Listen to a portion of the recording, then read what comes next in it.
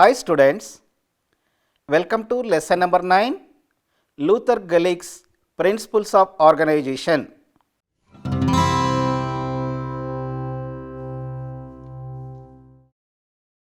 After completion of this lesson, you will be able to understand Gullick's contribution to public administration, to analyze the functions of chief executive or administrator through acronym of postcard,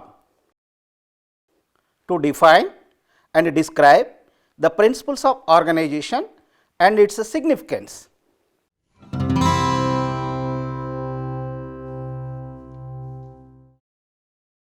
Luther Gullick and Lyndall Urwick are the prominent administrative thinkers of the classical theory of management. Both of them have made substantial contributions to the development of administrative thought. Their work crystallizes similar concepts and principles that have been independently developed, thereby giving them more credence and making them more unified to serve as a system of administrative thought.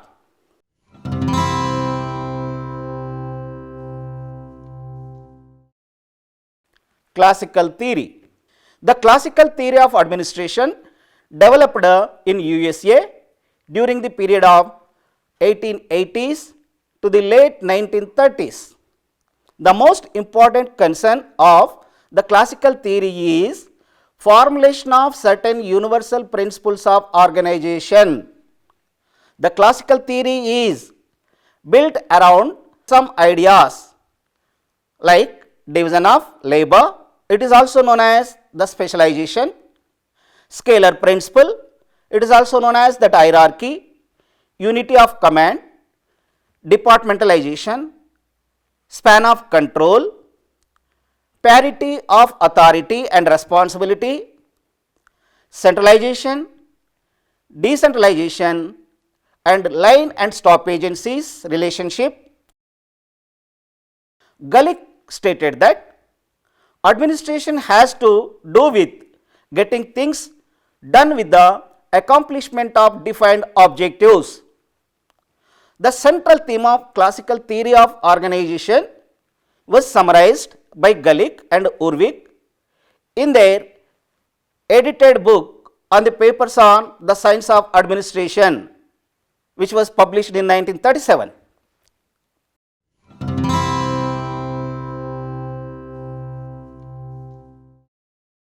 Next, Gullick's life and career. Luther Gullick was born in Osaka, Japan on 17th January 1892. In 1914, he had completed his graduation from Oberlin College. In 1915, he received MA degree in philosophy. In 1916, he served on the research staff of the Bureau of Municipal Research in New York. In 1917, Gullick joined US Army when it entered the First World War. In 1920, he obtained PhD degree from Columbia University. He held many positions. He served on the National Defense Council during the First World War. He was appointed as a director of the Institute of Public Administration at New York. Gullick served as the professor for several universities. He was member of US President's Committee on Administrative Management.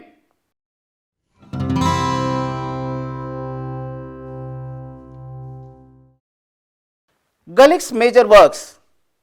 He wrote several books and research papers which are evaluation of the budget in Massachusetts. The next contribution, National Institute of Public Administration, it was published in 1928. Then papers on science of administration, It was co-edited work with Urvik, published in 1937. Administrative Reflections from World War II, 1948. Government Administration and the American Economy. It was published in 1950. American Foreign Policy, 1951. Metropolitan Problems and American Ideas in 1962. In addition to these, he had published many research papers on diverse areas.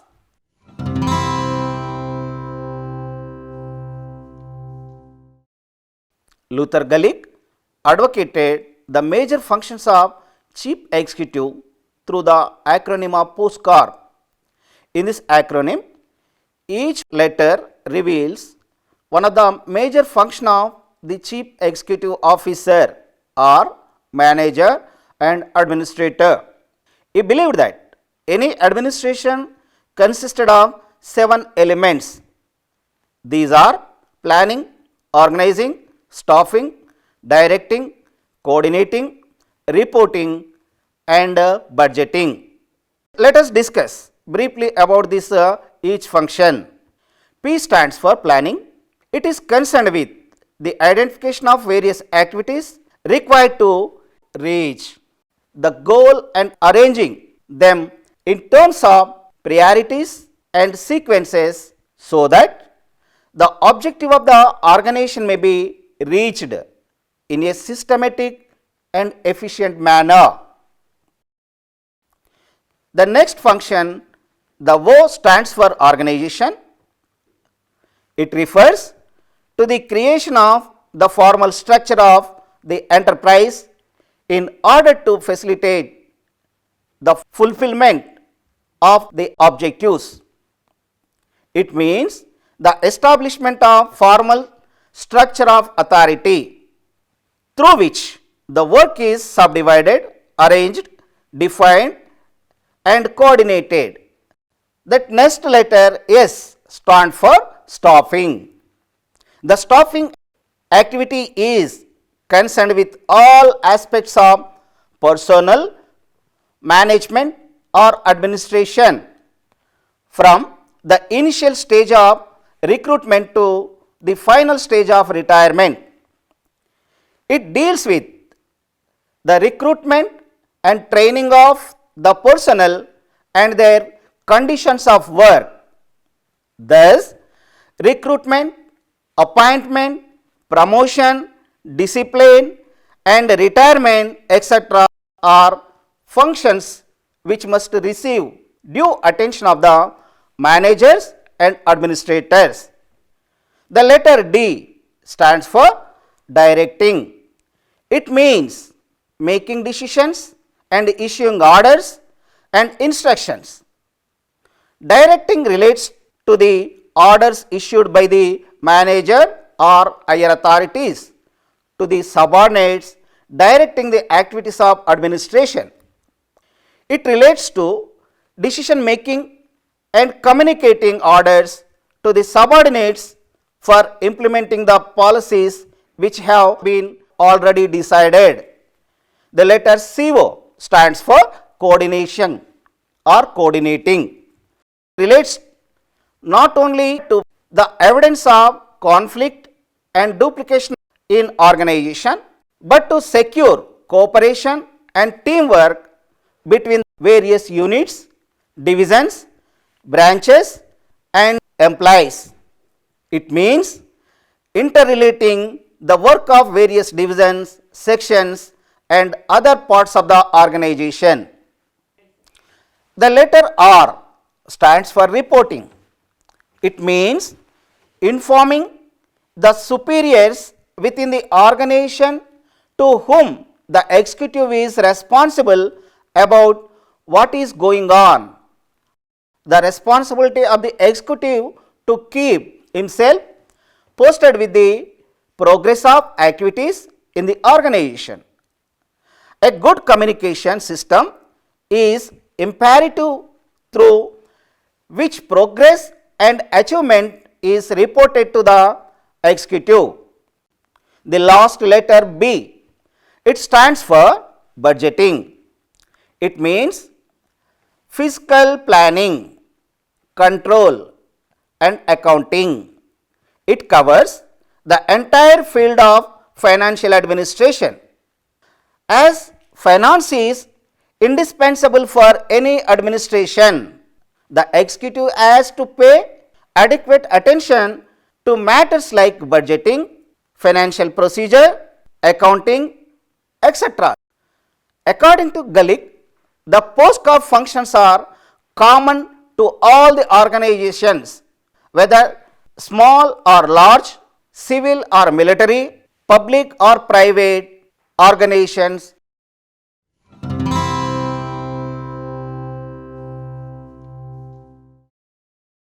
Luther Gullick advocated 10 principles of organization. The first one, division of labor. It is also known as the specialization.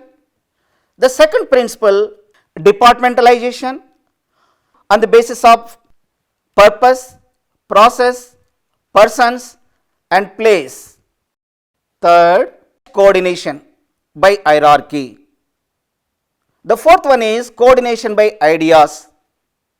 The fifth one, coordination by committees. The sixth one, decentralization or holding company ideas. Seventh one, unity of command. Eighth, line and stop agencies. Ninth, delegation. The last one, the span of control. Let us discuss briefly about these. The first one, division of work. It is also known as division of labor, specialization. Gullick has enumerated the causes and effect of division of work. They are A. Causes, B. Specialization, C. Pragmatism in division of work, D. The time limit division, E. The whole and the parts. The second principle based on departmentalization. Departmentalization is an extremely important feature of Gullick's organizational theory. The theory of departmentalization addresses the problem of business in which work may be divided and departments created. According to the Luther Gullick, these are identified into 4 bases for departmentalization. These are, the first one is purpose. Purpose means the specific function or objective should be there. For example, defense, education, communication, transport, etc. The next one is the process. Various professions, skills deals with this process. For example, account, finance, law, public works, engineering, etc. The third basis for the departmentalization, persons. It is also, we can call that clientele or peoples related. For example, tribal welfare department, women and child welfare, social welfare, rehabilitation, BC welfare, minority welfare and disabled persons, old age people related. The last one is places. It can be established and based on the territory or geographical area.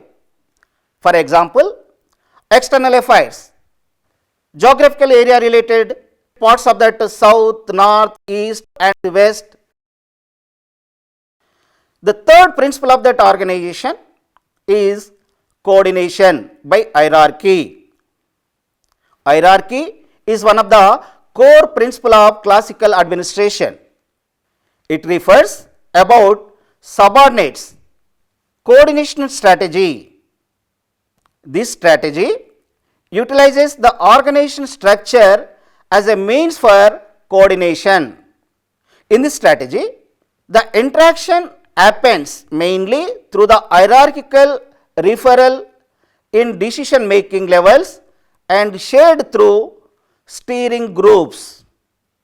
The power structure resembles the organization's configuration. Fourth principle of that organization, deliberate coordination by ideas.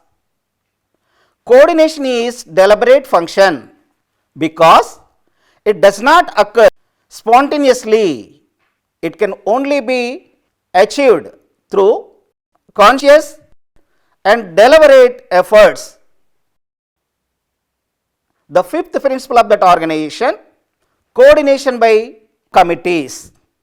The coordinating committee facilitates the work of the other board committees. It makes time sensitive decisions between face to face meetings of the boards and acts as a sounding board for the chief executive officer on matters regarding the secretariat's roles and responsibilities. Sixth principle of that organization is decentralization. It is also known as the holding company idea. Decentralization is a systematic delegation of authority at all levels of management and organization. In a decentralization concern, authority is retained by the top management for taking major decisions and framing policies.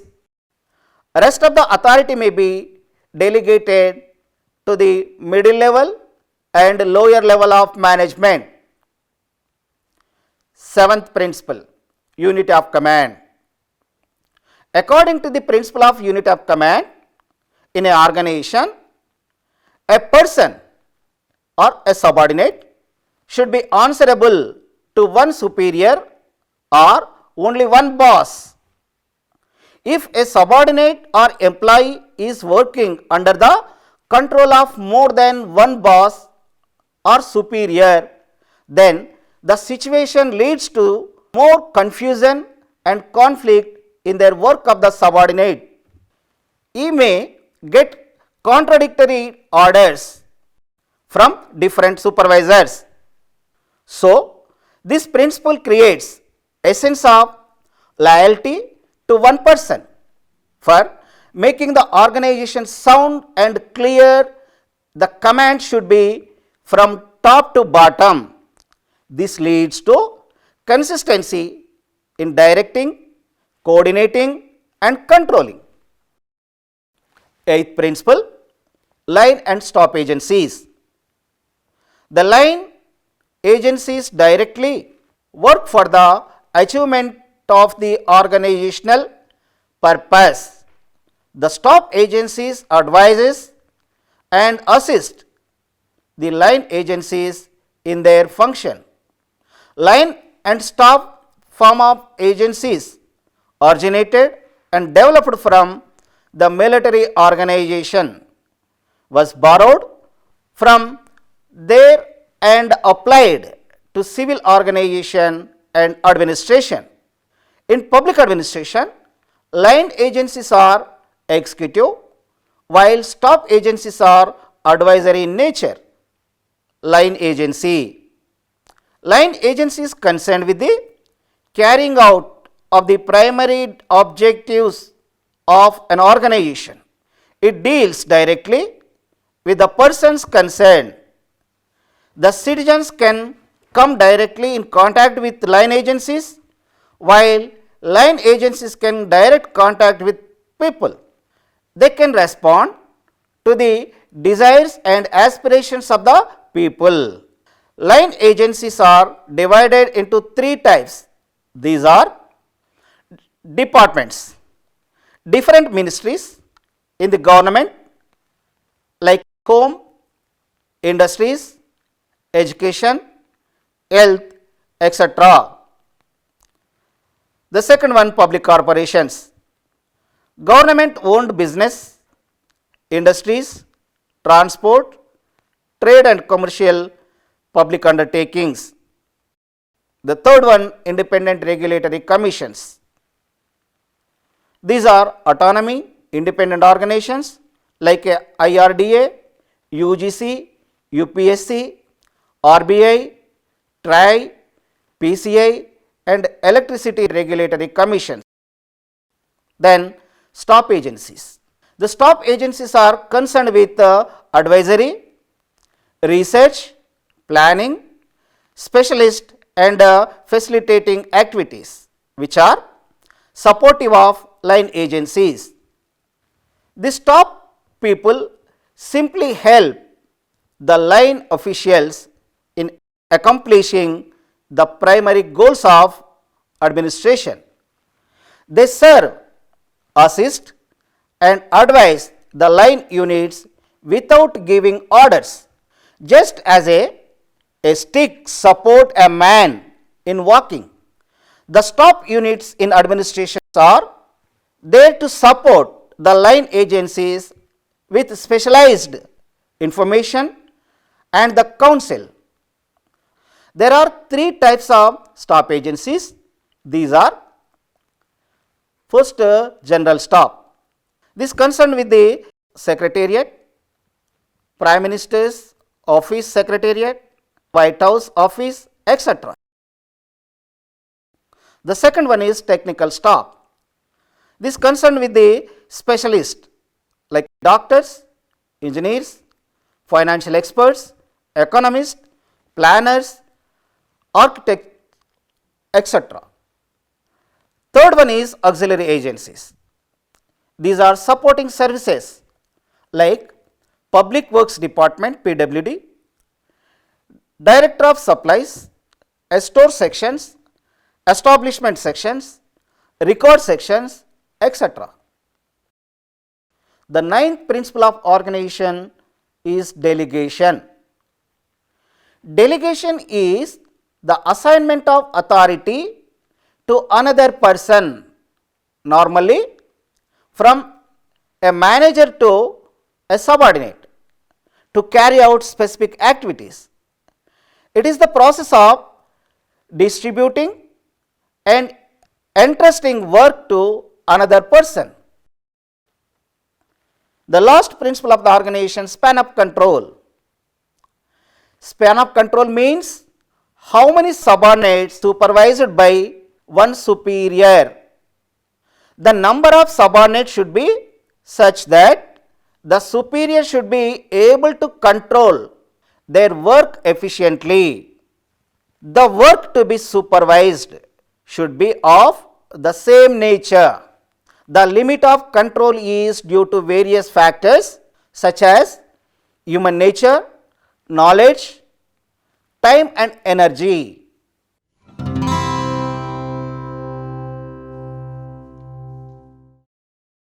The next one is government and the role of administration.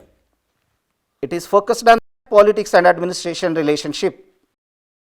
Gullick rejects the common contention of the time that politics and administration are separate and distinct. Gullick argues that such a separation is impractical, impossible and undesirable. He maintains the administration is necessarily involved in the both politics and the policy process. Efforts to eliminate politics from administration by setting up independent public agencies only frustrate efforts to establish an integrated government capable of planning. The second, the role of the government and administration. The necessity of governmental activity arises when private actions based on self-interest and guided by the unseen hand of market prove to be inadequate. Gullick maintains that government should play a positive role in society by acting when private actions prove to be inadequate in serving the common good, and that the administration can play a vital part in the performance of necessary governmental functions.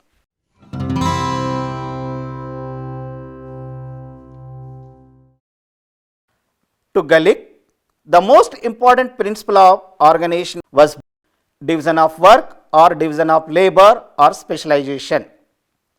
Thus, he wrote, work division is the foundation of organization. Indeed, the reason for an organization. He also identified the four bases of departmental organizations, that is 4Ps formula, as this: purpose, process, persons and place. According to Gullick, administration consists of 7 elements and functions. He coined the acronym of POSCOR to describe these functions of executive or administrator. Each letter of this acronym stands for one of the major function or element of the administration. Thank you.